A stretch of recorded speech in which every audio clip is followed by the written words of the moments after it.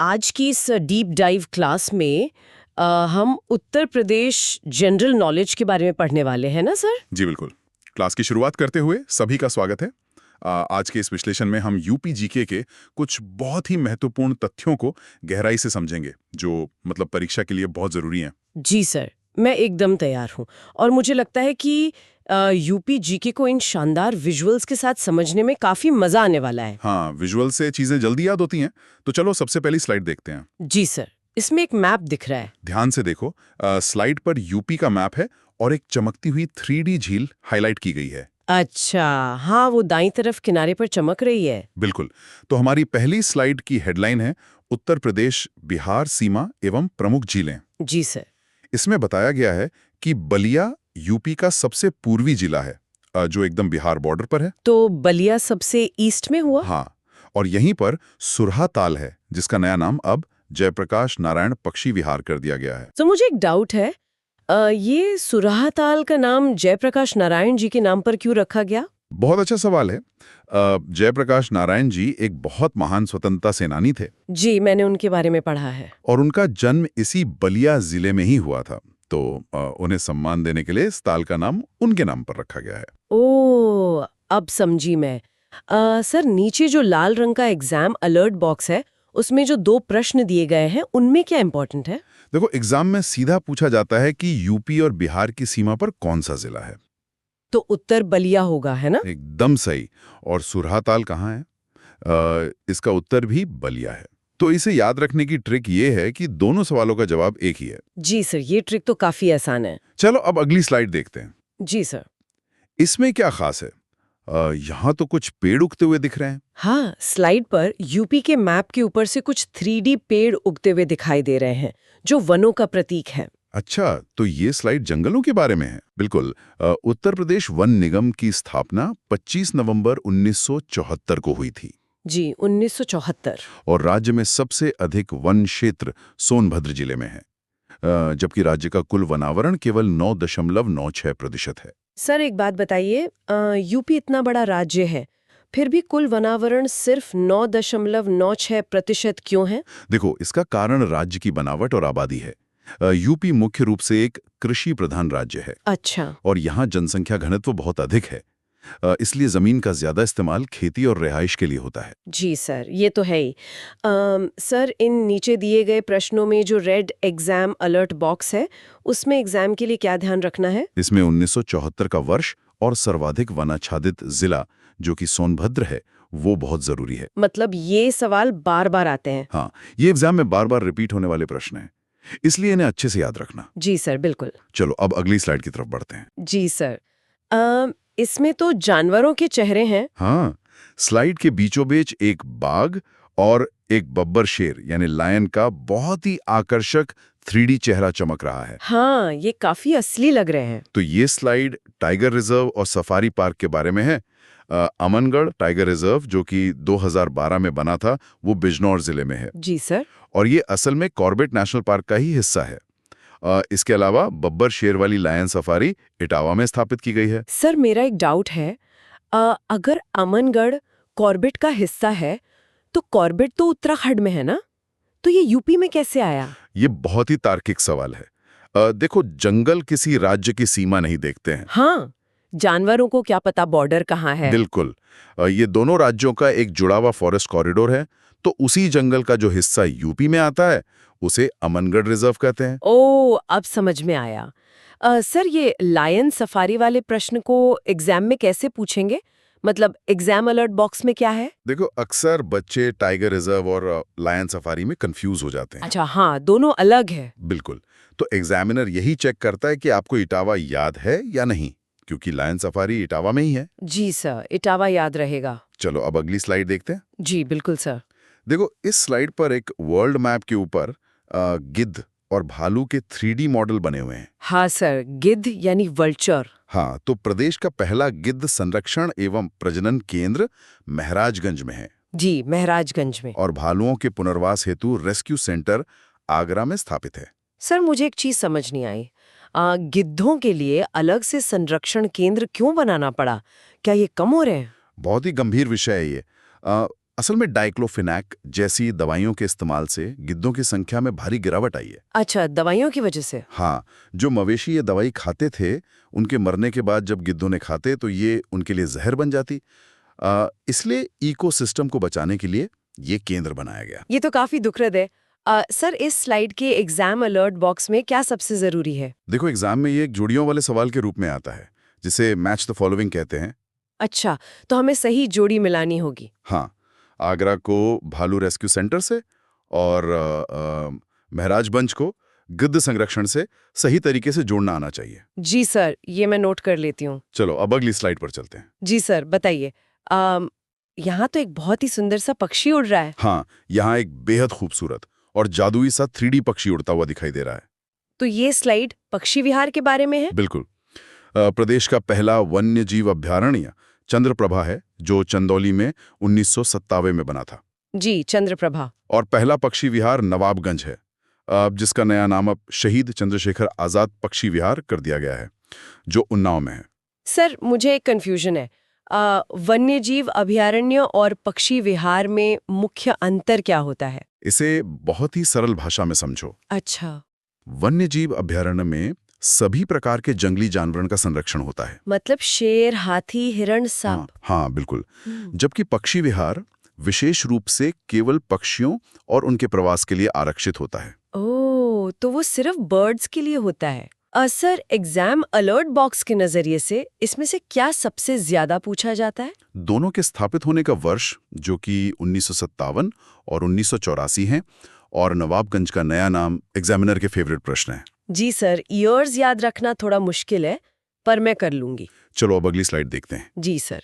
यहाँ तो एक पार्क जैसा कुछ बना है। हाँ, यहाँ एक बहुत ही प्यारा सा 3D डियोरामा है, जिसमें एक नेशनल पार्क का गेट, हरियाली और पानी की झील बनी हुई है। काफी सुंदर लग रहा है। तो प्रदेश का सबसे छोटा पक्षी विहार शेखा झील पक्षी विहार है, जो अलीगढ़ में है। सबसे छोटा? अलीगढ़ में है जी। और राज्य का एकमात्र national park Dudhwa national park है, जो लखीमपुर खीरी में 1977 में बना था। सर, एक डाउट है।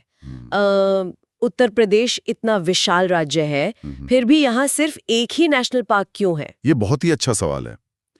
देखो, नेशनल पार्क बनाने के लिए बहुत बड़े और बिना इंसानी दखल वाले घने जंगल की आवश्यकता होती है। अच्छा, और यूपी में तो खेती बहुत होती है। बिल्कुल सही कहा। यूपी की घनी आबादी और खेती के कारण ऐसी जगह कम है, इसलिए हमारे पास सिर्फ एक ही नेशनल पार्क है। जी सर, समझ गई।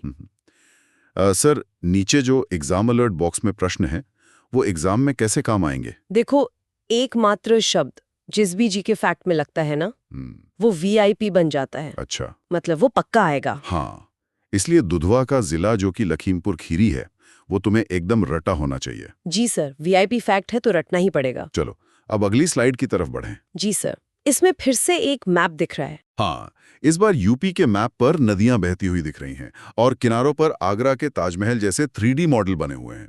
तो ये नदियों और शहरों के बारे में है? एकदम सही। गंगा नदी यूपी में बिजनौर से प्रवेश करती है और बलिया से बाहर निकल जाती है। बिजनौर से बलिया तक? जी।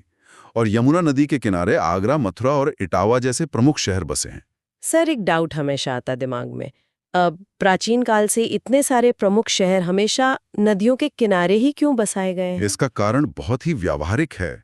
अब पुराने समय में नदियां ही व्यापार का मुख्य रास्ता होती थी। मतलब जैसे आज हाईवे होते हैं? बिल्कुल। और पीने तथा खेती के लिए मीठा पानी भी आसानी से यहीं से मिलता था, इसलिए शहर यहीं बसे। जी सर। सर, इस स्लाइड का एग्जाम अलर्ट बॉक्स क्या कहता है? इसमें तो काशी के बारे में पूछा गया है। हाँ, यही एग्जामिनर की ट्रिक है। वो तुम्हें फंसाता है। देखो, ऊपर गंगा नदी का जिक्र है और सवाल में पूछा गया है कि काशी किस नदी के किनारे है। तो उत्तर गंगा होगा, करना आना चाहिए। जी सर, कॉन्सेप्ट कनेक्टिविटी जरूरी है। चलो अब अगली स्लाइड देखते हैं। जी सर। ये तो बहुत सुंदर लग रही है। इसमें झरना बह रहा है। हाँ, स्लाइड पर एक शानदार 3D जलप्रपात यानी वाटरफॉल नीले रंग की चमक के साथ बहता हुआ दिखाई दे रहा है। जी सर। तो देवदरी एवं राजदरी जलप्रपात चंद्रप्रभा वन्यजीव अभयारण्य में स्थित है, जो चंदौली में है। देवदरी और राजदरी? जी। और इसके साथ ही बुंदेलखंड की अर्थव्यवस्था में सबसे बड़ा योगदान बेतवा नदी का है। सर, एक डाउट है। बुंदेलखंड की अर्थव्यवस्था में केवल बेतवा नदी का ही इतना बड़ा योगदान क्यों माना जाता है? देखो, बुंदेलखंड एक सूखा प्रभावित क्षेत्र है, अच्छा जहाँ पानी की बहुत कमी रहती है। अच्छा, तो वहाँ खेती मुश्किल होती होगी। हाँ, ऐसे में बेतवा नदी वहाँ के किसानों के लिए जीवनदायिनी है। जो सिंचाई और पीने के पानी की जरूरतें पूरी करती है। ओह, इसलिए वो इतनी महत्वपूर्ण है। सर, एग्जाम अलर्ट बॉक्स के हिसाब से ये जलप्रपात वाले सवाल कैसे आते हैं? स्टूडेंट अक्सर देवदरी और राजदरी को मिर्जापुर टिक कर देते हैं, लेकिन सही जवाब चंदौली है। तो चंद्रप्रभा अभयारण्य में है ये? हाँ बिल्कुल, और यही एग्जाम अलर्ट का मेन पॉइंट है कि कंफ्यूज नहीं होना है। जी सर, मैं चंदौली ही याद रखूंगी। चलो अब अगली स्लाइड पर आते हैं। जी सर। ये रामसर स्थल क्या होता है? देखो स्लाइड पर पहले विजुअल को समझो। एक पानी से भरा 3D द्वीप है जिस पर चमकते हुए पौधे और लोकेशन पिन लगे हैं। हाँ, वो आइलैंड जैसा दिख रहा है। तो रामसर स्थलों की बात करें तो यूपी का पहला रामसर स्थल ऊपरी गंगा नदी है, जो ब्रिज घाट से नरोरा तक है और 2005 में बना। जी, पहला रामसर स्थल। और 11वां रामसर स्थल पटना पक्षी विहार है, जो एटा में है और इसे 2026 की सूची में नामित किया गया है। सर, मेरा डाउट यही था, रामसर स्थल का मतलब क्या है और इसे ये नाम क्यों मिला? देखो रामसर असल में ईरान का एक शहर है। अच्छा, ईरान का शहर है। हाँ, जहां 1971 में आर्द्र भूमि यानी वेटलैंड्स बचाने के लिए एक अंतर्राष्ट्रीय समझौता हुआ था।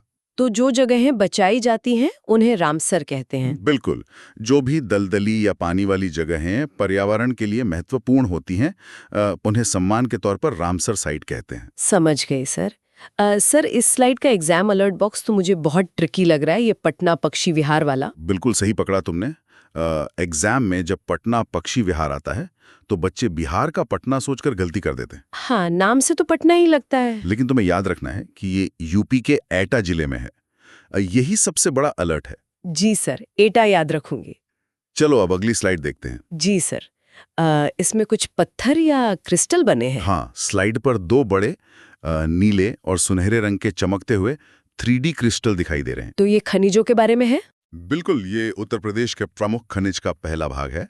डोलोमाइट खनिज सोनभद्र और मिर्जापुर के कजराहट क्षेत्र में मिलता है। डोलोमाइट सोनभद्र और मिर्जापुर में? वहीं सिलिका सैंड, जिसे हम ग्लास रेत भी कहते हैं, वो प्रयागराज की करचना तहसील से निकाला जाता है। सर, एक डाउट था, ये सिलिका सैंड या ग्लास रेत का असल में क्या काम होता है? नाम से ही समझो, कांच यानी ग्लास बनाने के लिए जिस उच्च गुणवत्ता वाली साफ रेत की जरूरत होती है उसे ही सिलिका सैंड कहते हैं। अच्छा, तो इससे कांच बनता है? हाँ, इसलिए यूपी के कांच उद्योग जैसे फिरोजाबाद के लिए ये बहुत ही महत्वपूर्ण कच्चा माल है। जी सर। सर, इसमें एग्जाम अलर्ट बॉक्स के तौर पर कौन सा जिला ज्यादा महत्वपूर्ण है? देखो, प्रयागराज की करचना तहसील सीधे विकल्प में दी जाती है। मतलब सिर्फ जिला नहीं, तहसील भी याद रखनी है? बिल्कुल, सिर्फ जिला याद रखने से काम नहीं चलेगा, तहसील का नाम भी याद रखना जरूरी है। जी सर, करचना तहसील याद रहेगी। चलो अब खनिज की अगली स्लाइड देखते हैं। जी सर। इसमें क्या सास है? देखो, स्लाइड पर एक एटम यानी परमाणु का लाल रंग का चमकता हुआ 3D सिंबल है और साथ में कोयले के टुकड़े रखे हैं। हाँ, वो लाल रंग का एटम दिख रहा है। तो ये खनिजों का दूसरा भाग है। यूपी में यूरेनियम और तांबा पाने का एकमात्र क्षेत्र ललितपुर का सोनराय क्षेत्र है। यूरेनियम और तांबा सिर्फ ललितपुर में? हाँ, और कोयले के विशाल भंडार सिंगरौली क्षेत्र में पाए जाते हैं, जो सोनभद्र में है। सर, मेरा एक डाउट है, पूरे यूपी में यूरेनियम सिर्फ ललितपुर में ही क्यों मिलता है, बाकी जगह क्यों नहीं? ये बहुत ही तार्किक सवाल है। देखो, खनिज जमीन की बनावट पर निर्भर करते हैं। अच्छा, तो वहाँ की जमीन अलग है? हाँ, ललितपुर की चट्टानों की भूगर्भीय संरचना विंध्य और बुंदेलखंड के प्राचीन पत्थरों से बनी है, जहाँ ये खनिज पनपे हैं, जबकि बाकी यूपी की जमीन मिट्टी की है। ओह, इसलिए वहाँ यूरेनियम मिलता है। हाँ। सर, इस एग्जाम अलर्ट बॉक्स के लिए इसमें से क्या रट लेना चाहिए? यूरेनियम एक बहुत ही दुर्लभ और रणनीतिक खनिज है, इसलिए इसका एकमात्र जिला ललितपुर एग्जाम के लिए सुपर इम्पोर्टेंट है। जी सर, VIP फैक्ट है तो रटना ही पड़ेगा। चलो अब अगली स्लाइड देखते हैं। जी सर, इसमें तो एक बहुत बड़ी बिल्डिंग दिख रही है। हाँ, स्लाइड पर एक बड़ा सा कूलिंग टावर है, जिसके चारों ओर नीले रंग के इलेक्ट्रिक रिंग्स घूम रहे हैं। तो ये पावर प्लांट है कोई? बिल्कुल, नरौरा परमाणु विद्युत संयंत्र प्रदेश का एकमात्र परमाणु संयंत्र है, जो बुलंदशहर में है और 1991-92 में शुरू हुआ था। नरोरा प्लांट बुलंदशहर में। जी। इसके अलावा घाटंकुर तापीय ऊर्जा केंद्र कानपुर जिले में है। सर एक बहुत ही बेसिक डाउट है मेरा। तापीय ऊर्जा यानी थर्मल और परमाणु ऊर्जा मतलब न्यूक्लियर में बुनियादी फर्क क्या होता है? इसे बहुत ही आसान शब्दों में समझो। तापीय ऊर्जा में पानी को गर्म करके भाप बनाने के लिए कोयला जलाया जाता है। अच्छा, तो थर्मल में कोयला इस्तेमाल होता है। हाँ, जबकि परमाणु संयंत्र में पानी गर्म करने के लिए यूरेनियम के विखंडन यानी फिशन का इस्तेमाल होता है, जिससे बहुत ज्यादा ऊर्जा निकलती है। ओह, तो ईंधन का फर्क है। बस। सर इस स्लाइड के एग्जाम अलर्ट बॉक्स में क्या है? नरोरा यूपी का एकमात्र न्यूक्लियर प्लांट है। एग्जाम में कई बार इसे अलीगढ़ या गाजियाबाद के साथ कंफ्यूज करने के लिए विकल्प दिए जाते हैं। तो सही उत्तर हमेशा बुलंदशहर ही होगा ना? एकदम सही। सही उत्तर हमेशा बुलंदशहर होगा, इसे याद रखना। जी सर। चलो अब अगली स्लाइड देखते हैं। जी सर। इसमें तो सोलर पैनल है। हाँ, स्लाइड पर सूरज की रोशनी में चमकता हुआ एक बहुत बड़ा 3D सोलर पैनल दिखाई दे रहा है। तो ये सौर ऊर्जा पर है? बिल्कुल। यूपी सरकार द्वारा नेडा यानी non conventional energy development agency की स्थापना अप्रैल 1983 में की गई थी। जी, नेडा 1983 में। और प्रदेश का सबसे बड़ा सौर ऊर्जा संयंत्र जो कि 75 मेगावाट का है, वो विजयपुर गांव मिर्जापुर में स्थापित हुआ है। बहुत सारी खाली, समतल और सस्ती जमीन चाहिए होती है। अच्छा, और मिर्जापुर में ऐसी जमीन है? हाँ, और वहाँ साल भर सूरज की सीधी धूप यानी हाई सोलर रेडिएशन अच्छी मात्रा में मिलती है, जिससे बिजली अच्छी बनती है। ओह, इसलिए मिर्जापुर परफेक्ट है। सर एग्जाम अलर्ट बॉक्स के हिसाब से नेडा की डेट ज्यादा जरूरी है या सोलर प्लांट की जगह? देखो वैसे तो दोनों जरूरी हैं, लेकिन नेडा का स्थापना वर्ष जो कि अप्रैल 1983 है, वो अक्सर मैचिंग वाले सवालों में परेशान करता है। तो डेट को टॉप पर रखना है? हाँ, इसलिए इसे एग्जाम अलर्ट में टॉप पर रखें और अच्छे से याद करें। जी सर, बिल्कुल। चलो अब अगली स्लाइड की तरफ बढ़ते हैं। जी सर। इस स्लाइड पर ऑयल रिफाइनरी का एक बहुत ही जटिल और सुंदर 3D मॉडल है, जिसमें कई पाइप और टैंक बने हुए हैं। हाँ, ये तो काफी बड़ा सेटअप लग रहा है। तो ये है विशेष आर्थिक क्षेत्र और रिफाइनरी। उत्तर प्रदेश में विभिन्न क्षेत्रों को बढ़ावा देने के लिए 31 विशेष आर्थिक क्षेत्र यानी सेज हैं। जी, 31 सेज है। और मथुरा की तेल refinery Indian oil corporation limited यानी IOCL द्वारा संचालित है। सर एक डाउट है, ये विशेष आर्थिक क्षेत्र या सेज असल में क्या होते हैं? इसे ऐसे समझो कि सेज किसी भी राज्य के अंदर एक ऐसा खास इलाका होता है जहां व्यापार के नियम थोड़े आसान होते हैं। अच्छा, मतलब कंपनियों के लिए? हाँ, वहां कंपनियों को टैक्स में छूट और अच्छी सुविधाएं दी जाती हैं ताकि वो फैक्ट्रियां लगाएं और स्थानीय लोगों को रोजगार मिले। ओह, तो ये इकोनॉमी बढ़ाने के लिए है। सर मथुरा रिफाइनरी वाले सवाल का एग्जाम अलर्ट बॉक्स क्या कहता है? एग्जामिनर यहाँ कंपनियों के शॉर्ट फॉर्म देकर कंफ्यूज करता है, जैसे BPCL, HPCL, IOCL। तो हमें IOCL याद रखना है? बिल्कुल याद रखना है कि मथुरा रिफाइनरी IOCL यानी इंडियन ऑयल चलाती है। जी सर, ये मैं अच्छे से नोट कर लेती हूँ। चलो अब आज की आखिरी स्लाइड देखते हैं। जी सर। इस स्लाइड पर एक बड़े से 3D स्पोर्ट्स स्टेडियम के बीचों बीच न्याय का तराजू रखा हुआ है। स्टेडियम और तराजू, ये कैसा कॉम्बिनेशन है सर? ये कॉम्बिनेशन दो चीजों को दर्शाता है। प्रदेश का पहला खेल विश्वविद्यालय major Dhyanchand sports university Meerut में बन रहा है। अच्छा, पहला खेल विश्वविद्यालय मेरठ में। और doctor Rajendra Prasad national law university की नींव 2021 में प्रयागराज में रखी गई है। सर मेरा डाउट ये है कि पहला स्पोर्ट्स यूनिवर्सिटी बनाने के लिए मेरठ को ही क्यों चुना गया? इसका एक बहुत बड़ा ऐतिहासिक कारण है। मेरठ ऐतिहासिक रूप से पूरे भारत में अपने उच्च गुणवत्ता वाले खेल के सामान के लिए मशहूर है। जैसे कि क्रिकेट बैट वगैरह? बिल्कुल, क्रिकेट बैट और बाकी चीजें। इसलिए ये पहले से ही खेल संस्कृति का एक बड़ा केंद्र है। ओह, इसलिए मेरठ परफेक्ट चॉइस थी। सर इस आखिरी स्लाइड का एग्जाम अलर्ट बॉक्स हमें क्या याद रखने को कह रहा है? देखो, दोनों ही प्रथम है। खेल के लिए पहला मेरठ और कानून के लिए पहला प्रयागराज, क्योंकि वहाँ हाई कोर्ट है। तो लॉजिक से याद रखना आसान है। हाँ, लॉजिक लगाकर याद रखेंगे तो एग्जाम में कभी गलती नहीं होगी। जी सर, मैं समझ गई। तो आज हमने उत्तर प्रदेश के भूगोल, पर्यावरण और अर्थव्यवस्था से जुड़े कई महत्वपूर्ण तथ्य बहुत ही गहराई से समझे। जी सर, आज का सेशन बहुत इन्फॉर्मेटिव था।